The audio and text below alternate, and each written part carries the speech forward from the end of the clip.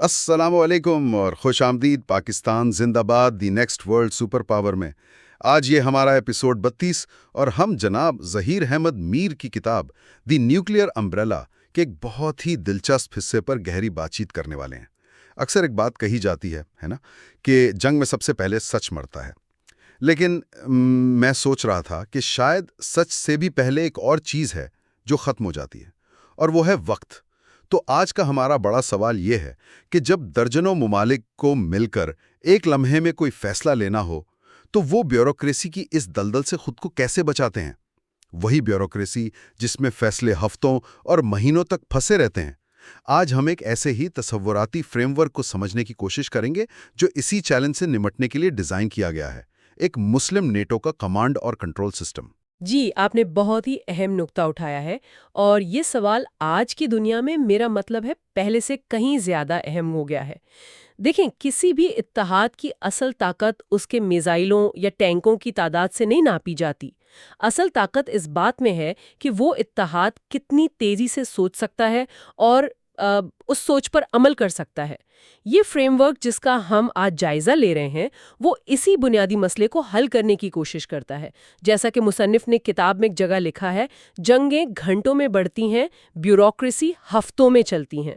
یہ جو وقت کا فرق ہے نا، یہی اکثر فتح اور شکست کے درمیان کا فاصلہ ہوتا ہے۔ واہ، جنگیں گھنٹوں میں بڑھتی ہیں، بیوروکریسی ہفتوں میں چلتی ہے۔ یہ بات تو واقعی بہت گہری ہے۔ تو آئیے اسی نقطے کو پکڑتے ہیں۔ کتاب میں ایک اور جملہ ہے جس نے مجھے بہت متاثر کیا۔ کامیابی ان کی ہوتی ہے جو درست اور بروقت فیصلہ کریں۔ اب یہ سننے میں تو ایک عام سی بات لگتی ہے، ظاہر ہے بروقت فیصلہ ہی اچھا ہوتا ہے، لیکن جب ہم ایک کثیر الملکی اتحاد کی بات کر رہے ہیں جہاں ہر ملک کی اپنے مفادات ہیں، اپنی سیاست ہے، اپنی بیوروکریسی ہے، تو بروقت فیصلے میں تاخیر کے اصل نتائج کیا ہو سکتے ہیں؟ میرا مطلب ہے، کیا یہ صرف ایک موقع کھونے کی بات ہے یا اس سے کہیں زیادہ سنگین معاملہ ہے؟ نہیں، یہ اس سے کہیں زیادہ سنگین ہے۔ دیکھیں، مصنف نے اس تاخیر کے تین بہت ہی آپ کہہ لیں تباہ کن نتائج کی نشاندہی کی ہے۔ پہلا ہے انٹرسیپشن کے مواقع کا ضیاع۔ اسے یوں سمجھیں کہ جب کوئی بحران شروع ہوتا ہے تو ایک گولڈن آور ہوتا ہے، بالکل کسی میڈیکل ایمرجنسی کی طرح۔ آپ کے پاس ایک بہت ہی مختصر کھڑکی ہوتی ہے جس میں آپ دشمن کے حملے کو شروع ہونے سے پہلے روک سکتے ہیں یا اس کے اثر کو بہت محدود کر سکتے ہیں۔ اچھا، گولڈن آور والی بات تو یہ صرف جنگ جیتنے کی بات نہیں بلکہ جنگ کو ایک بڑے بحران میں تبدیل ہونے سے روکنے کی بات ہے، اور وہ کھڑکی یقیناً بہت تیزی سے بند ہو جاتی ہوگی۔ بہت تیزی سے۔ بالکل۔ اگر آپ اس گولڈن آور کو phone calls, e mails, meetings اور اجازت ناموں کے چکر میں ضائع کر دیتے ہیں تو ایک چھوٹا سا واقعہ ایک مکمل جنگ میں تبدیل ہو سکتا ہے۔ اور جب وہ کھڑکی بند ہو رہی ہوتی ہے تو دوسرا نتیجہ سامنے آتا ہے، انسانی راہداریوں کا بند ہونا۔ یعنی جنگ کے دوران عام شہریوں کو محفوظ علاقوں تک پہنچانے یا ان تک خوراک اور ادویات پہنچانے کے لیے جو راستے بنائے جاتے ہیں وہ راستے بہت نازک ہوتے ہیں۔ اور یہ سوچنا ہی کتنا خوفناک ہے کہ ایک ایئر کنڈیشن کمرے میں ہونے والی میٹنگ میں چند گھنٹوں کی تاخیر ہزاروں میل دور کسی خاندان کے لیے زندگی اور موت کا فیصلہ کر سکتی ہے، صرف اس لیے کہ ان کا محفوظ راستہ بند ہو گیا ہے۔ یہی تو حقیقت ہے۔ فیصلے میں تاخیر دشمن کو ان راستوں پر کنٹرول حاصل کرنے کا موقع دیتی ہے۔ وہ شہروں کا محاصرہ کر لیتے ہیں اور اس کے بعد انسانی بحران کی جو شکل بنتی ہے وہ ناقابل تصور ہوتی ہے۔ اور پھر تیسرا نتیجہ آتا ہے جو شاید اسٹریٹجک لحاظ سے سب سے زیادہ نقصان دہ ہے، دشمن کا زمینی حقائق مسلط کرنا۔ اس کا کیا مطلب ہوا؟ ذرا اس کو اور واضح کریں گی؟ اس کا مطلب یہ ہے کہ جب آپ اور آپ کے اتحادی فیصلہ کرنے میں سوچ بچار کر رہے ہوتے ہیں، دشمن اس وقت زمین پر کام کر رہا ہوتا ہے۔ وہ کسی اہم پل پر قبضہ کر لیتا ہے، کسی پہاڑی چوکی پر بیٹھ جاتا ہے، یا پورے کے پورے شہر پر کنٹرول حاصل کر لیتا ہے۔ اب جب آپ کی میٹنگ ختم ہوتی ہے اور آپ مذاکرات کی میز پر آتے ہیں تو کھیل ہی بدل چکا ہوتا ہے۔ اوہ، تو آپ یہ کہہ رہی ہیں کہ آپ اس بات پر بحث نہیں کر رہے ہوتے کہ دشمن کو حملہ کرنا چاہیے یا نہیں، بلکہ آپ اس شکست کو مینج کرنے کی کوشش کر رہے ہوتے ہیں جو پہلے ہی ہو چکی ہے۔ زمین پر حقیقت آپ کے پیروں تلے سے کھینچ لی گئی ہوتی ہے۔ بالکل، آپ نے صحیح سمجھا۔ آپ کی بیوروکریٹک تاخیر دشمن کی اسٹریٹجک جیت بن جاتی ہے۔ وہ اپنی شرائط عملی طور پر آپ پر مسلط کر چکا ہوتا ہے۔ اب آپ جو بھی کریں گے وہ ایک کمزور پوزیشن سے ہوگا۔ یہ تو ایک بہت ہی سنگین تصویر ہے۔ اگر تاخیر اتنی تباہ کن ہے تو اس کا حل کیا ہے؟ کوئی بھی اتحاد جس میں درجنوں خود مختار ممالک شامل ہوں اس مسئلے سے کیسے نمٹ سکتے ہیں؟ اور میرے خیال میں یہیں سے یہ فریم ورک واقعی دلچسپ ہو جاتا ہے، کیونکہ یہ ایک ایسے نظام کی بات کرتا ہے جو خاص طور پر اس سستی کو روکنے کے لیے بنایا گیا ہے۔ جی، اور یہیں پر مصنف حکمرانی کے تیررخی نظام کا تصور پیش کرتے ہیں۔ یہ ایک ایسا ڈھانچہ ہے جو دو بالکل متضاد چیزوں میں توازن قائم کرنے کی کوشش کرتا ہے۔ ایک طرف ہر ملک کی خود مختاری اور دوسری طرف اتحاد کی فیصلہ سازی کی رفتار۔ ہاں، میں نے پڑھا ہے۔ کتاب میں اس کے 3 ستونوں کا ذکر ہے: سیاسی کونسل، ملٹری کمیٹی اور سپریم کمانڈ۔ اب یہ نام تو کسی بھی بڑی فوجی تنظیم جیسے لگتے ہیں، اس میں خاص بات کیا ہے؟ کیا چیز اسے تیز رفتار بناتی ہے؟ اصل میں اس کی خاص بات ان کے کرداروں کی انتہائی واضح اور سخت تقسیم میں ہے۔ پہلا ستون سیاسی کونسل تمام رکن ممالک کے سربراہان یا ان کے نمائندوں پر مشتمل ہوتا ہے، لیکن اس کا کام یہ نہیں کہ وہ فوجی منصوبوں کی ایک ایک تفصیل میں جائے۔ نہیں، اس کا کام بہت محدود لیکن بہت بہت اہم ہے۔ وہ صرف پالیسی بناتی ہے اور ریڈ لائنز کا تعین کرتی ہے۔ Red lines? اچھا، یعنی وہ لکیریں جنہیں اتحاد کسی بھی صورت میں عبور نہیں کرے گا۔ بالکل، سیاسی کونسل یہ بتاتی ہے کہ ہم یہ جنگ کیوں لڑ رہے ہیں، اور اس سے بھی اہم وہ کون سے کام ہیں جو ہم بالکل نہیں کریں گے۔ مثلاً ہم شہری آبادیوں کو نشانہ نہیں بنائیں گے یا ہم کسی خاص قسم کا ہتھیار استعمال نہیں کریں گے۔ یہ وہ جگہ ہے جہاں ہر ملک اپنی خود مختاری کا استعمال کرتا ہے اور اپنی اخلاقی اور سیاسی حدود طے کرتا ہے۔ وہ کیسے پر نہیں بلکہ کیوں اور کیا نہیں پر توجہ دیتے ہیں۔ لیکن ایک منٹ، کیا یہ سیاسی رہنماؤں کے لیے مشکل نہیں ہوگا؟ میرا مطلب ہے وہ تو ہر چیز کو کنٹرول کرنا چاہتے ہیں۔ یہ کہنا کہ آپ صرف حدود طے کریں اور باقی فوج پر چھوڑ دیں، یہ تو اختیارات کو محدود کرنے کے مترادف ہے۔ وہ اس پر راضی کیسے ہوں گے؟ یہی اس نظام کی سب سے بڑی خوبی اور جیسا آپ نے کہا سب سے بڑا چیلنج بھی ہے۔ یہ فریم ورک اس بات کو تسلیم کرتا ہے کہ اگر سیاسی قیادت ہر چھوٹی تفصیل میں مداخلت کرے گی تو رفتار ناممکن ہو جائے گی۔ اسی لیے دوسرا ستون ملٹری کمیٹی بنایا گیا ہے۔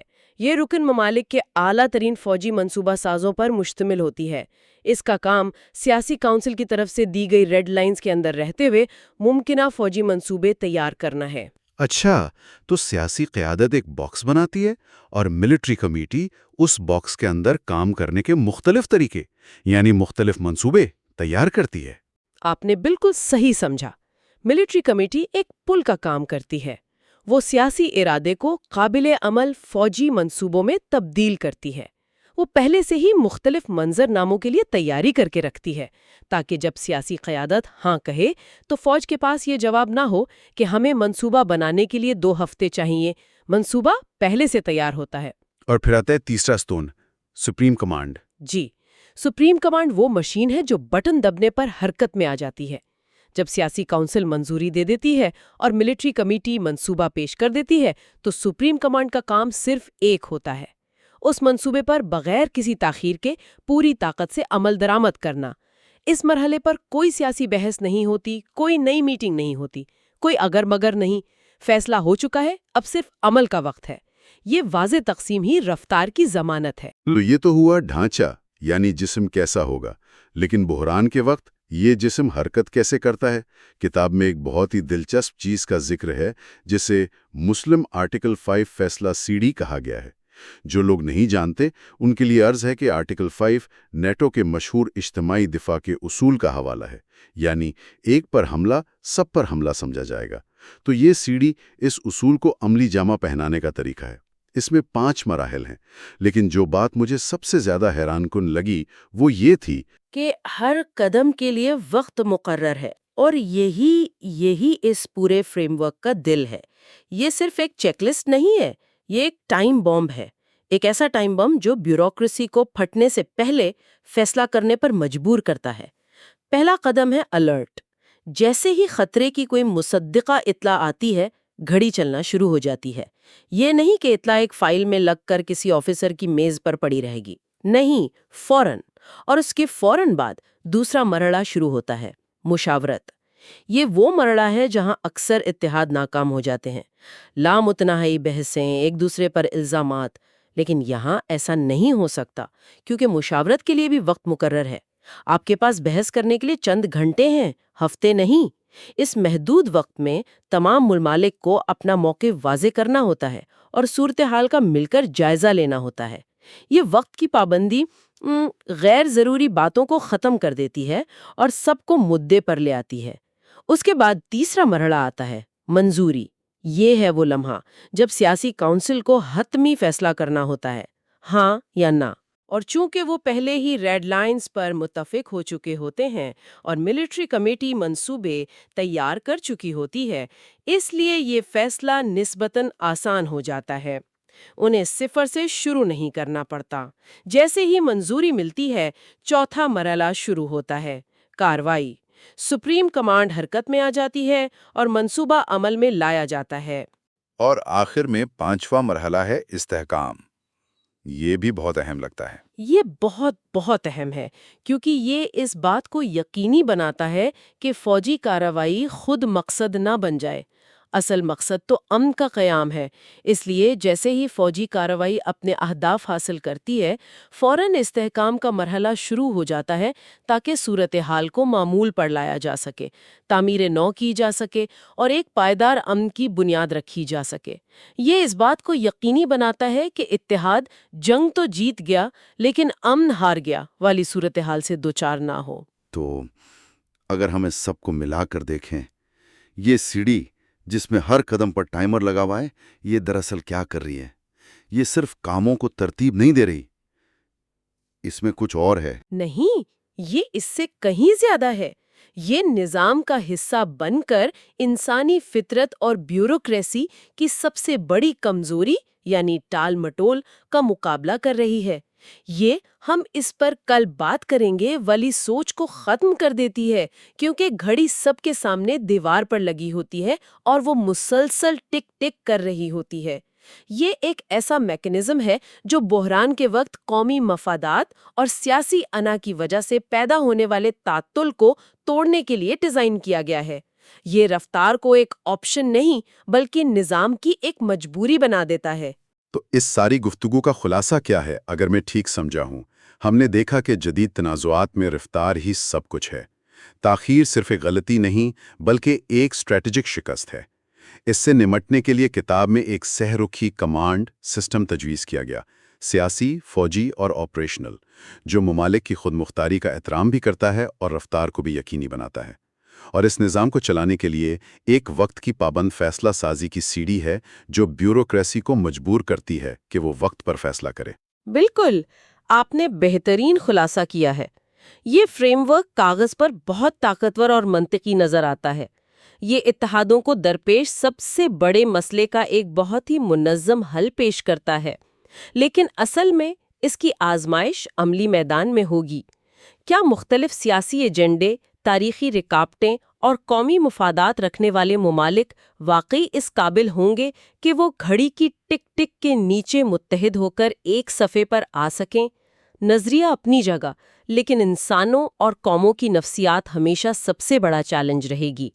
اس نظام کا اصل امتحان اس کی ٹیکنیکل ساخت میں نہیں بلکہ اس اعتماد میں ہے جو رکن ممالک کو ایک دوسرے پر کرنا ہوگا۔ یہ ایک بہت اہم نقطہ ہے اور یہ ہمیں آج کے آخری سوال کی طرف لے جاتا ہے جو ہم اپنے سننے والوں کے لیے چھوڑنا چاہتے ہیں۔ یہ فریم ورک ایک فوجی اتحاد کے لیے ڈیزائن کیا گیا ہے، لیکن ذرا سوچئے، تیز رفتار اور منظم فیصلہ سازی کے اس ماڈل کے کون سے اصول دیگر بڑے عالمی چیلنجز پر لاگو کیے جا سکتے ہیں؟ مثال کے طور پر ماحولیاتی تبدیلی یا کوئی عالمی وبا۔ یہ وہ میدان ہے جہاں بیوروکریسی کی تاخیر اتنی ہی بلکہ شاید اس سے بھی زیادہ تباہ کن ثابت ہو سکتی ہے۔ اس پر ضرور سوچئے گا۔ السلام علیکم۔ پاکستان زندہ باد the next world super power میں خوش آمدید۔ یہ ہے ایپیسوڈ 32 اور آج ہم ظہیر احمد میر کی کتاب دی نیوکلیئر امبریلا کے چند بہت ہی دلچسپ حصوں پر گہرائی سے بات کرنے والے ہیں۔ دیکھیں، ہمارا مقصد پوری کتاب کا خلاصہ پیش کرنا نہیں ہے، بلکہ اس میں جو ایک دفاعی اور سلامتی کے نظام کا خاکہ دیا گیا ہے نا، اس کی بنیاد کو سمجھنا ہے۔ تو آج ہم اس کے 3 آپ کہہ لیں کہ بنیادی ستونوں پر بات کریں گے۔ پہلا ہے علاقائی کمانڈز کا نظام، دوسرا اس پورے نظام کو جوڑنے والی ٹیکنالوجی، خاص طور پر محفوظ مواصلات، اور تیسرا یہ کہ یہ نظام اصل بحران میں یعنی عملی طور پر کام کیسے کرتا ہے۔ جی، اور یہ سمجھنا بہت ضروری ہے کہ یہ صرف ایک فوجی ڈھانچے کی بات نہیں ہو رہی، یہ ایک ایسا جامع نظام ہے جو ملک کو ہر قسم کے خطرات سے نمٹنے کے لیے تیار کرتا ہے۔ بالکل، تو آئیے شروع کرتے ہیں۔ پہلا بڑا آئیڈیا جو کتاب میں ہے وہ ان علاقائی کمانڈز کا ہے، اور مصنف نے اس کا دائرہ کار بہت ہی وسیع رکھا ہے۔ خلیج، جنوبی ایشیا، مشرق وسطی، افریقہ، وسطی ایشیا، یہ سب تو بہت مختلف علاقے ہیں، ان کے مسائل بھی ایک دوسرے سے بالکل الگ ہیں۔ تو ایک ہی پالیسی ان سب جگہوں پر مطلب کیسے کام کر سکتی ہے؟ یہی اس نظام کا سب سے دلچسپ اور شاید سب سے طاقتور پہلو ہے۔ کتاب کا جو مرکزی خیال ہے نا، وہ ایک اصول پر مبنی ہے: مقامی اختیار، مرکزی ہم آہنگی۔ اچھا، مقامی اختیار، مرکزی ہم آہنگی، اس کا کیا مطلب ہوا؟ اس کا مطلب یہ ہے کہ ہر علاقے میں جو کمانڈر ہے اسے زمینی حقائق کے مطابق فوری فیصلے کرنے کا پورا اختیار دیا گیا ہے۔ اسے ہر چھوٹی بڑی بات کے لیے ہیڈ کوارٹر سے اجازت لینے کی ضرورت نہیں، لیکن اور یہ بہت اہم ہے، اس کا ہر فیصلہ ایک بڑی قومی حکمت عملی کے دائرے میں ہونا چاہیے، اس سے باہر نہیں۔ تو یہ لچک اور کنٹرول کے درمیان ایک توازن کی بات ہو رہی ہے؟ بالکل، ایک بہت نازک توازن۔ لیکن کیا اس میں یہ خطرہ نہیں کہ کوئی مقامی کمانڈر اپنے اختیار کا غلط استعمال کر لے، یا کوئی ایسا فیصلہ کر لے جس کے قومی سطح پر آپ کہہ لیں کہ سنگین نتائج ہوں؟ یہ اختیارات کی تقسیم ایک بہت بڑا رسک بھی تو لگتی ہے۔ آپ کا سوال بہت اہم ہے، اور اسی جگہ اس اصول کا دوسرا حصہ یعنی مرکزی ہم آہنگی کام آتا ہے۔ یہ ایک طرح کا سیفٹی نیٹ ہے۔ مقامی کمانڈر کو اختیار تو ہے، لیکن وہ اکیلا نہیں ہے، وہ ایک بڑے نیٹ ورک کا حصہ ہے، اور اس کا ہر قدم مرکزی کمانڈ کی نظر میں ہوتا ہے۔ اچھا، اسے یوں سمجھیں کہ جیسے ایک تجربے کار سرجنز کی ٹیم آپریشن کر رہی ہے۔ ہر سرجن اپنے کام میں ماہر ہے اور اسے فوری فیصلے کرنے کی آزادی ہے، لیکن وہ سب ایک ہی مقصد کے لیے کام کر رہے ہیں، اور جو لیڈ سرجن ہے وہ پورے آپریشن کی نگرانی کر رہا ہے۔ اگر کوئی غیر متوقع صورتحال پیدا ہو تو وہ مداخلت کر سکتا ہے۔ صحیح۔ یہاں بھی مرکزی کمانڈ اس بات کو یقینی بناتی ہے کہ تمام کمانڈرز کے فیصلے قومی مفاد سے ہم آہنگ ہوں۔ یہ تو بالکل ایک انسانی جسم کی طرح ہو گیا۔ جیسے ہاتھ خود بخود کسی گرم چیز سے پیچھے ہٹ جاتا ہے، اسے دماغ سے پوچھنے کی ضرورت نہیں پڑتی۔ بہترین مثال ہے۔ یہ ہوا مقامی اختیار، لیکن دماغ کو فوراً پتہ چل جاتا ہے کہ کیا ہوا ہے، اور وہ پورے جسم کو اس کے مطابق تیار کرتا ہے۔ یہ ہوئی مرکزی ہم آہنگی۔ بالکل، اور اسی مثال کو اگر ہم مزید آگے بڑھائیں تو جیسے شدید چوٹ لگنے پر جسم اہم اعضاء جیسے دل اور دماغ کی طرف خون کا بہاؤ بڑھا دیتا ہے نا، جی، ویسے ہی ایک بڑا بحران آنے پر مرکزی کمان تمام قومی وسائل کو سب سے اہم جگہ پر مرکوز کر سکتی ہے، جبکہ مقامی یونٹس فوری خطرے سے نمٹ رہی ہوتی ہیں۔ یعنی یہ صرف رد عمل نہیں بلکہ وسائل کی ایک ذہین ترجیحی تقسیم ہے۔ درست، یہ نظام ہر علاقے کو اس کے منفرد چیلنجز کے مطابق ڈھلنے کی صلاحیت دیتا ہے۔ یہ مقامی خود مختاری اور مرکزی کنٹرول کا توازن سننے میں تو بہت اچھا لگتا ہے، لیکن مجھے لگتا ہے کہ یہ سارا نظام تاش کے پتوں کی طرح بکھر سکتا ہے اگر اس کو جوڑنے والی ٹیکنالوجی مضبوط نہ ہو۔ اگر کمانڈرز ایک دوسرے سے یا مرکز سے بات ہی نہ کر پائیں تو یہ سارا ڈھانچہ تو بے معنی ہو جائے گا۔ کتاب اس تکنیکی بنیاد کے بارے میں کیا کہتی ہے؟ آپ نے بالکل صحیح پکڑا ہے، یہ ڈھانچہ ٹیکنالوجی کے بغیر کھڑا ہی نہیں ہو سکتا۔ کتاب میں اس کی تکنیکی ریڑھ کی ہڈی کے 3 اہم حصے بتائے گئے ہیں۔ پہلا ہے انکرپٹڈ نیٹ ورکس، یعنی خفیہ مواصلاتی نظام۔ جی، یہ محفوظ مواصلات کی پہلی اور سب سے اہم لکیر ہے۔ اسے یوں سمجھیں کہ آپ ایک ایسی خفیہ زبان میں خط بھیج رہے ہیں جس کی چابی صرف آپ کے اور وصول کنندہ کے پاس ہے۔ اگر کسی نے خط پکڑ بھی لیا تو اس کے لیے وہ بےمانی حروف کا مجموعہ ہوگا۔ صحیح۔ آج کل تو یہ چابیاں سیکنڈوں میں بدلنے والے الگوریدم ہوتے ہیں، جس کی وجہ سے انہیں توڑنا تقریباً ناممکن ہو جاتا ہے۔ ٹھیک ہے، تو معلومات خفیہ رہتی ہیں، لیکن کیا ہوگا اگر مواصلات کا نظام ہی بیٹھ جائے، کوئی سیٹلائٹ خراب ہو جائے یا خدا نخواستہ دشمن اسے تباہ کر دے؟ پھر تو رابطہ ہی ٹوٹ جائے گا۔ اس کے لیے دوسرا ستون ہے۔ کتاب میں اسے بیک اپ سیٹلائٹس کہا گیا ہے۔ تکنیکی زبان میں ہم اسے ریڈنڈنسی کہتے ہیں، اچھا، ریڈنڈنسی، یعنی فالتو پن۔ جی۔ یہ بالکل ایسا ہی ہے جیسے گاڑی میں ایک اضافی ٹائر رکھنا۔ اچھا، جیسے گاڑی میں ایک اضافی ٹائر ہوتا ہے۔ بالکل وہی بات ہے۔ آپ کو روزانہ اس کی ضرورت نہیں پڑتی، لیکن جب کسی ویران سڑک پر ٹائر پنکچر ہو جائے تو اس کی اہمیت کا اندازہ ہوتا ہے۔ صحیح بات ہے۔ جنگ یا کسی بڑی قدرتی آفت کی صورت میں آپ کا مرکزی مواصلاتی سیٹلائٹ ناکارہ ہو سکتا ہے۔ ایسی صورت میں یہ بیک اپ سسٹم فوراً آن لائن آ جاتے ہیں اور اس بات کو یقینی بناتے ہیں کہ کمانڈ کا اپنی یونٹ سے رابطہ ایک لمحے کے لیے بھی نہ ٹوٹے۔ اور تیسرا عنصر سائبر سیکیورٹی کا ہے۔ آج کل تو جنگیں میدان سے زیادہ سائبر سپیس میں لڑی جا رہی ہیں، تو ایک سائبر حملے سے بدترین صورتحال کیا ہو سکتی ہے؟ کیا ہم صرف جاسوسی یا معلومات چوری ہونے کی بات کر رہے ہیں؟ نہیں، یہ اس سے کہیں زیادہ خطرناک ہے۔ معلومات کی چوری تو صرف ایک پہلو ہے۔ ایک بڑا سائبر حملہ آپ کے پورے دفاعی نظام کو مفلوج کر سکتا ہے۔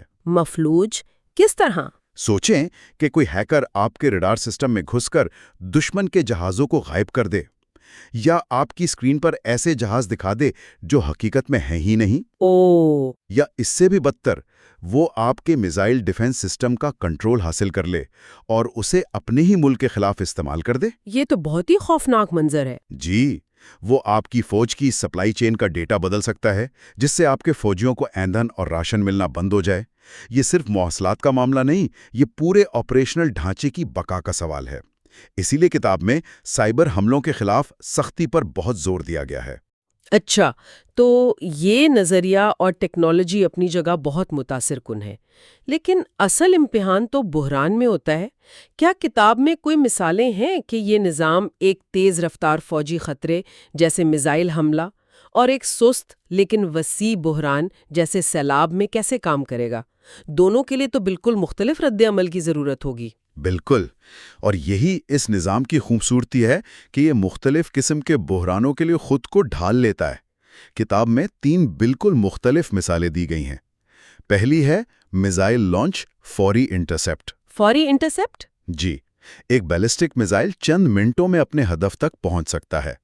اس صورتحال میں مقامی کمانڈر کے پاس اتنا وقت نہیں ہوتا کہ وہ مرکزی ہیڈ کوارٹر سے رابطہ کرے اور اجازت کا انتظار کرے۔ یہاں مقامی اختیار کا اصول کام آتا ہے۔ ریڈار سے خطرے کا سگنل ملتے ہی مقامی کمانڈ کو فوری فیصلہ کرنا ہوتا ہے اور دفاعی میزائل فائر کر کے خطرے کو فضا میں ہی ناکارہ بنانا ہوتا ہے۔ مطلب فیصلہ اور عمل دونوں مقامی سطح پر سیکنڈوں میں ہوتے ہیں۔ سیکنڈوں میں مرکزی کمانڈ کو فوراً اطلاع دے دی جاتی ہے، لیکن پہلا رد عمل مقامی ہوتا ہے۔ ٹھیک ہے، یہ تو ہوئی ایک فوری فوجی کارروائی۔ دوسری مثال جو کتاب میں ہے وہ ہے مقدس مقام کو خطرہ، فوری تحفظ۔ یہ کیسے مختلف ہے؟ یہ تو زیادہ تر انٹیلیجنس اور پولیس کا کام لگتا ہے۔ دیکھیں، یہ معاملہ فوجی کارروائی سے زیادہ نازک ہے۔ یہاں عوامی جذبات اور اندرونی استحکام داؤ پر لگا ہوتا ہے۔ اس بحران میں کامیابی کا انحصار 2 چیزوں پر ہے: مقامی انٹیلیجنس اور فوری رد عمل دینے والی فورس۔ Quick response force. جی، مقامی کمانڈ کو اپنے علاقے کے حساس مقامات، جغرافیہ اور ممکنہ خطرات کا بہترین علم ہوتا ہے، اور محفوظ مواصلاتی نظام کی بدولت وہ مختلف سیکیورٹی ایجنسیوں کے ساتھ حقیقی وقت میں معلومات کا تبادلہ کر کے ایک مربوط آپریشن کر سکتی ہے۔ تو مقصد یہ ہوتا ہے کہ واقعہ ہونے سے پہلے ہی اسے روک دیا جائے۔ بالکل، اور یہ تبھی ممکن ہے جب آپ کے پاس مقامی سطح پر بااختیار ٹیمیں اور ان کو جوڑنے والا ایک فول پروف کمیونیکیشن سسٹم موجود ہو۔ اور تیسری مثال قدرتی آفت کی ہے، چند گھنٹوں میں امداد۔ یہاں تو کوئی دشمن نہیں ہے، تو یہ کمانڈ سسٹم ایک سیلاب یا زلزلے میں کیسے مدد کرتا ہے؟ یہ مثال اس نظام کے دوسرے اصول یعنی مرکزی ہم آہنگی کی طاقت کو ظاہر کرتی ہے۔ قدرتی آفت کی صورت میں سب سے بڑا چیلنج افراتفری اور وسائل کی غیر منظم تقسیم ہوتا ہے۔ صحیح۔ جیسے ہی کسی آفت کی اطلاع ملتی ہے، مرکزی کمانڈ ایک نیشنل رسپانس سینٹر کے طور پر کام کرنا شروع کر دیتی ہے۔ وہ فوج، ریسکیو سروسز، شہری انتظامیہ، سب کے وسائل کو ایک جگہ سے متحرک اور منظم کرتی ہے۔ اور مقامی کمانڈز کیا کرتی ہیں؟ مقامی کمانڈ زمینی صورتحال کے بارے میں تازہ ترین معلومات فراہم کرتی ہیں۔ کہاں پل ٹوٹ گیا ہے، کہاں لوگ پھنسے ہوئے ہیں، کس چیز کی فوری ضرورت ہے۔ اس معلومات کی بنیاد پر مرکزی کمانڈ یہ فیصلہ کرتی ہے کہ ہیلی کاپٹر کہاں بھیجنے ہیں، میڈیکل ٹیمیں کہاں جائیں گی اور راشن کہاں پہنچانا ہے۔ تو اس سے امدادی کارروائیاں بہت تیزی سے شروع ہو جاتی ہوں گی۔ چند گھنٹوں میں۔ یہ ظاہر کرتا ہے کہ یہ صرف ایک فوجی ڈھانچہ نہیں بلکہ ایک قومی بحرانی رد عمل کا جامع نظام ہے۔ تو اس کا مطلب یہ ہوا کہ رفتار اس نظام کی کامیابی کا اصل پیمانہ ہے۔ جی، میزائل کے لیے سیکنڈوں میں رد عمل، مقدس مقام کے لیے منٹوں میں اور قدرتی آفت کے لیے گھنٹوں میں۔ یہ ایک ہی نظام مختلف رفتار سے کام کرنے کی صلاحیت رکھتا ہے۔ یہ سوچ تو اس پورے فریم ورک کو ایک نئی روشنی میں دکھاتی ہے۔ بالکل۔ اور یہ رفتار اور لچک تبھی ممکن ہے جب آپ کے پاس ایک ایسا نظام ہو جو مقامی سطح پر بااختیار ہو لیکن مرکزی سطح پر مربوط بھی ہو۔